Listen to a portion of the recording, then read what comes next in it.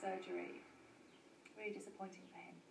Now, I know we've heard a little bit from Torval and Dean already this morning. I was very lucky because I went to meet them last week.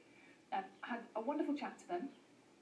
And after the chat, which we're about to see, they went onto the ice, had a little bit of a practice, and I watched what they were doing. There was no music, no lights, no fancy costumes. Did they teach you how to skate? No, but they did let me watch Bolero. Really? One of the best things I have ever seen. It was magical, really. They only skated a little bit of it, and I thought, that looks a bit familiar. And of course, they've finished Dancing on Ice. That's been going for nearly a decade now, but they still have other things to look forward to. Thank you so much for talking to us. So you finished the show. What's it like now being back out on tour? A little bit sad, Emma? There's a hint of sadness, but at the same time, we're really excited to get it going. We didn't tour last year, so we're very eager to take Dancing on Ice to the people of England. And I think we'll treat it more like a celebration than anything sad. So it's not so much of a competition now? Well, each night, the celebrities will be competing. There will be a competition, and there will be a trophy to be won. And so it's down to the judges and it's down to the audience to vote as well. Are you still surprised by the level of interest and the appreciation that the public have for this show and for the tour?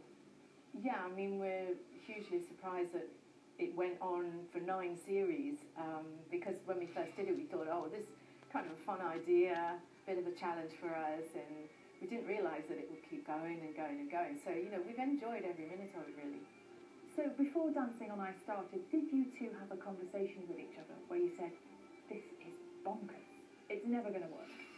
Yeah, many times. We couldn't see each other because it was before FaceTime or Skype. Yeah. But we did have those sort of knowing conversations over the phone.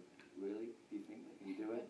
And the more we thought about it, I think we convinced ourselves that we could do it, even if it was for one series, that we felt like, for us, it was an opportunity to get back together again, because we kind of went our separate ways for a little bit in 1998. We sort of quietly said, okay, we're retiring a little bit. But since that time, I think we've come to realise that we must probably actually never retire. That was my next question, because some people might look at what you're doing now saying, you know, calling time on this is a retirement. This is our final Dancing on Ice tour, but it's not the final time that we'll be working together. We have other projects that we've been talking about, that exciting projects for the future. Different. Go on then, other projects. I love that phrase. Watch this space.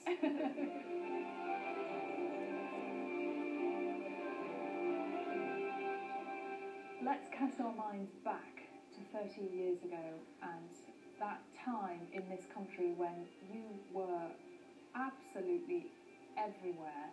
Now when you watch those pictures, is it almost not real to you? Does it seem like different people? No, I mean, it's twofold. It feels like a long time ago, because when you say 30 years, in anybody's head you go, oh, that's a long time ago, but it actually seems like yesterday as well, because when you just compress it down, here we are. Just a month ago, we went back to Sarajevo and skated the Bolero in Sarajevo on the anniversary. We were invited back.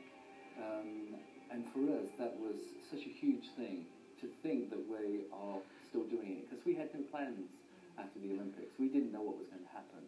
And to still be performing, still be skating, still be here together.